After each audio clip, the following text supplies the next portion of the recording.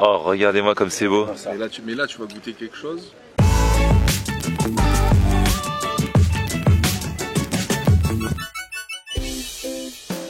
Salut tout le monde, bienvenue, nouveau vlog. Aujourd'hui on est toujours dans le sud, là je suis sur le port du Gros du Roi. Je vais partir pêcher avec un jeune pêcheur professionnel qui approvisionne notamment les restos. J'espère que la pêche sera bonne, et après bien sûr resto avec peut-être ce qu'on aura pêché ou pas, on verra. C'est parti.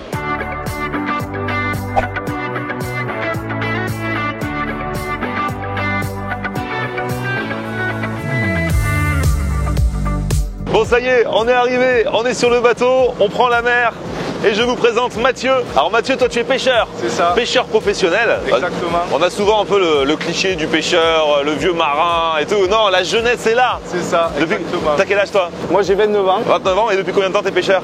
Ça va faire 10 ans cette année. Ok, donc t'es pêcheur, attention, c'est pas la pêche à la ligne avec un petit poisson, t'approvisionnes les restaurants et tout ça. Exactement, c'est même une fierté, on a pas mal de chefs étoilés en tant que clients. Et en plus de ça, on livre dans toute la France pour les gens qui aiment les bonnes choses, épicuriens. Donc notre poisson ultra frais, nettoyé, vidé, écaillé dans toute la France. Donc là, on prend la mer, on a embarqué au Gros du Roi. C'est ça, directement, donc là on part, donc avec le mauvais temps, je sais pas ce qu'on va avoir dans les filets, donc là le temps se lève. Mauvais temps. Eux, dès qu'ils ont un nuage ici, parce que moi je viens de Paris, pour nous ça c'est du beau temps. Ça. Vous, dès qu'il y a 3 nuages, c'est du mauvais temps. Exactement. Donc là c'est parti et on va voir ce que la mer nous réserve. Et du coup Mathieu, tu connais les secteurs où il y a plus de poissons que d'autres, ou c'est un peu au hasard? On les connaissait, mais après le Covid, le fait que la mer a été très calme, c'est assez compliqué cette année. Ça a chamboulé un peu les habitudes. Aujourd'hui c'est totalement au filet, mais on pratique quand même donc une pêche durable par rapport à la sélectivité des poissons, par rapport à la maille du filet. Donc là on aura minimum des poissons de 500 grammes ou plus. D'accord. Et après, donc dès qu'on trouve l'endroit avec les filets, on essaye de placer des palangres pour avoir des poissons de top qualité. Et il faut que je vous présente aussi un autre phénomène, il s'appelle aussi Mathieu. Ici ils s'appellent tous Mathieu de toute façon, il faut savoir. Et alors toi tu es restaurateur. Et juste après on ira dans ton resto. Donc j'espère que la pêche sera bonne. Tu bosses avec Mathieu, c'est lui qui te fournit ton poisson. Donc c'est pas. C'est vrai qu'on dit souvent dans les stations balnéaires ou dans les endroits touristiques, tu t'attends à avoir du poisson frais. Mais parfois, bien qu'il y ait des pêcheurs, il y a des restaurateurs qui te fournissent du poisson surgelé. On dit souvent ça au Vieux-Port à Marseille et tout ça. C'est une hérésie, mais on a des pêcheurs incroyables. Bon, moi après c'est un peu particulier, Mathieu bien entendu c'est mon fournisseur, mais c'est surtout mon ami, pour moi c'est un petit frère. Et donc je suis ravi de travailler avec lui, c'est un grand professionnel. Je pense qu'il amène un souffle nouveau à la pêche chez nous. Et je pense que c'est très important que tous les restaurateurs travaillent avec la pêche locale, déjà pour aider évidemment nos amis et nos confrères, et surtout pour les consommateurs, parce qu'on a des produits d'exception et il faut valoriser notre terroir. Là on a calé les filets, et en fait là on est en train de les relever. Alors ça c'est quoi? Ça c'est une sole, le poisson. Petite sole. Ouais, une petite sole. Donc tu vois, elle est vivante. Et en fait on pratique donc aussi une pêche. Donc là, pour éviter que le poisson souffre, on l'anesthésie avec de la glace et de l'eau. C'est une méthode japonaise. Voilà. Et sur les gros poissons, on pratique l'ékijime. Là il part chez le Mathieu. Ah, Mathieu ça y est, il a repéré les poissons qu'il veut. Il repère et celui-là il veut pas. Il va me le garder. Ça c'est quoi ça? Alors ça c'est un poisson oublié mais qui est très bon, c'est un muche de mer. Et en fait on le reconnaît parce que derrière en fait tu as une tache jaune et ça c'est le plus important. Ça pour moi c'est les vieux aussi le diront, les vieux pêcheurs c'est aussi bon que le loup. Ah ouais, d'accord. Et en plus de ça c'est beaucoup moins cher et c'est pas un poisson qui est surpêché, donc c'est intéressant de travailler ce poisson là. Voilà, on le retrouve dans les grandes cuisines du sud de la France et aussi au bistrot des pêcheurs. Ça c'est des petites lisettes. Et là en fait en faisant ça, ça te permet de conserver la qualité et de suite ton poisson devient rigide. Et tu vas voir qu'on va le manger cru tout à l'heure, c'est une tuerie. Ah ouais? Ah ouais. Comme ça direct? Direct, là on va prendre un couteau, je vais le faire après. Direct de la mer à la bouche. Ouais, et dès là d'entrée tu vois la qualité. Tu vois, tu as un poisson très fin, comme ça je vous enlève toutes les arêtes. Donc là tu vois on a enlevé toute la peau. Ouais. Et là tu vas goûter ça, c'est dingue. Et là c'est la première fois que je mange un poisson live and direct comme ça de la mer. C'est un truc de fou. Tu vois, par exemple, si tu fais pas attention, que tu laisses ton poisson dans le filet, que tu le traites mal, tu peux pas avoir ce goût-là, c'est impossible. Ah ouais. Et c'est ce qui a fait, on va dire, notre différence avec plein d'autres pêcheurs. T'as pas de sang, le poisson il a un œil vif, dur, t'as aucun problème de qualité. Alors Mathieu, c'est un bon le petit hein? c'est une merveille. Ils m'ont gâté. Allez maintenant, retour au bercail et alors on va retrouver Joe, le champion de burger, et on va aller manger au resto de Mathieu qui s'appelle le Bistrot des Pêcheurs. Tout un programme, quand j'y pense, j'ai faim d'avance.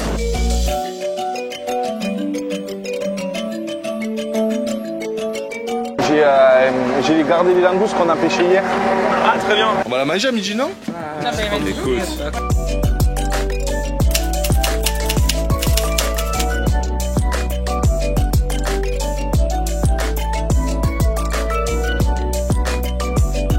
Bon du coup chef, quand on reçoit une belle langouste comme ça, qu'est-ce qu'on fait avec? On va la casser, regardez, on va la casser tout de suite. Ok. On lui parle de tout. On lui parle, on lui dit des mots doux. Voilà, lui il la casse et moi je prépare mes longs. Mes jus, pour faire les pâtes. On va faire des pâtes aux langoustes? Eh oui. Oh génial.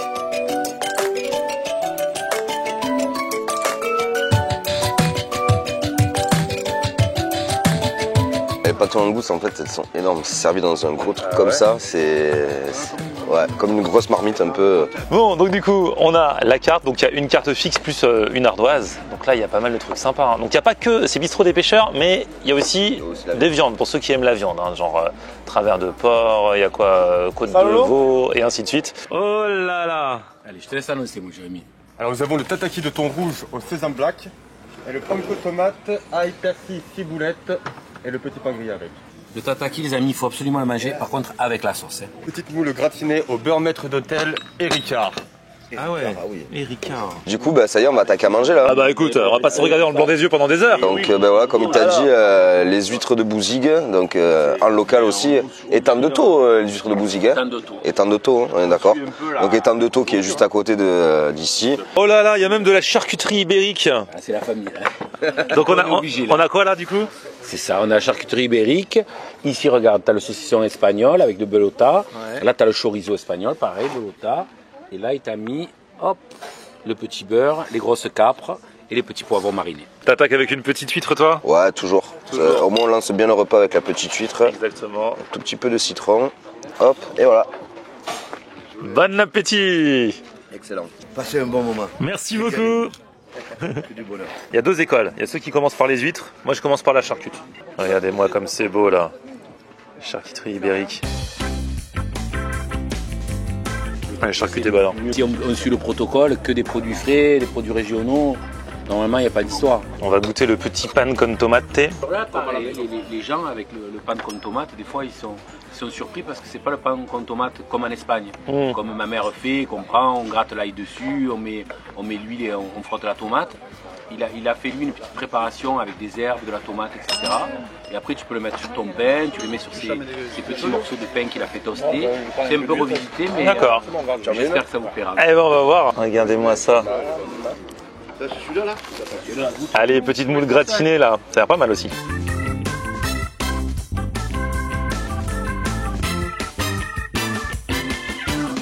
Les moules gratinées, j'adore. C'est quoi le secret de ces moules gratinées là? Elles sont gratinées à quoi, comment là? Eh bien en fait, on le fait avec un petit beurre aillé, un peu de chapelure et on les passe au four à bois. C'est super bon. Ouais. Ah ouais. Et là c'est le fils du patron, regarde, quand le fils du patron mange chez son père, ça veut dire que c'est bon normalement. Sinon tu resteras à la cantine. Et t'as pris une belle entrecôte hein. Avec les frites maison. Vas-y, fais voir. C'est croûté sur le dessus, à l'intérieur. Très savoureux, très tendre. Viande de l'Aubrac.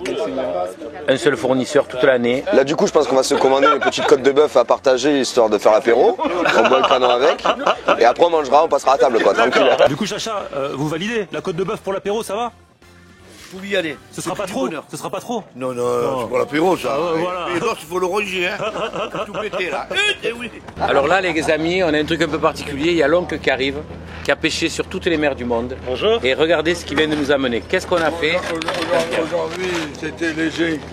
Oh, c'est l'herbe de Provence. Hop là, regarde-moi le celui-là. Ah ouais. Ça, c'est quoi ce poisson? C'est un loup-garou. Un loup-garou? Un loup de mer? Un loup de mer, ouais. Ah ouais, il est beau. Hein. Tu vas voir la photo. Là, c'est mon ami. C'est toute ma famille. Voilà. On est quand même qu'on voit l'oncle. Non. Voilà ce qu'il a pêché. Non, c'est quoi alors? Regarde, un marlin. Un marlin? 390 kilos. Eh ben dis donc. Et voilà. On l'a pas vendu, on n'avait pas d'argent. Pardon pour les impôts, on l'a pas vendu. Ça c'était quand ça?